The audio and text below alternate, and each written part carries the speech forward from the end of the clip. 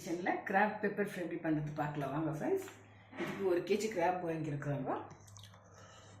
1 kg graph வாங்கியிருக்கிறாங்க. Salt, சீரக பவுடருங்க, சில்லி பவுடரு, பெப்பர் பவுடருங்க, டர்மரிக்கு, கொஞ்சம் சோம்பு, green chilli, tomato, coriander, ginger garlic paste, ஆனியனுங்க, கறி லீஃபு, ஆயில் இவ்வளோ தான் இதுக்கு தேவையான பொருட்கள். இப்போ எண்ணெய் ஊற்றிக்கலாங்க. ஸ்டவ் காஞ்சி ஜிஞ்சர் கார்லிக் பேஸ்ட் போட்டுக்கலாங்க. டொமேட்டோ போட்டுக்கலாங்க.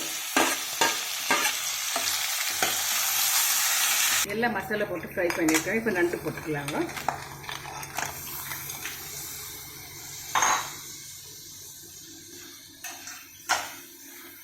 கிராப் ரெடி ஆகிடுச்சுங்க friends. Crab pepper fry ready ஆகிடுச்சு. கொரியாண்டர் போட்டு இறக்கிடலாம் ஃப்ரெண்ட்ஸ். இவ்வளோத்தான கிராப் மசாலா ரொம்ப நல்லாயிருக்கும், டேஸ்டியாக நல்லாயிருக்குங்க. வாங்க ஃப்ரெண்ட்ஸ் எல்லாம் சாப்பிட்லாம்.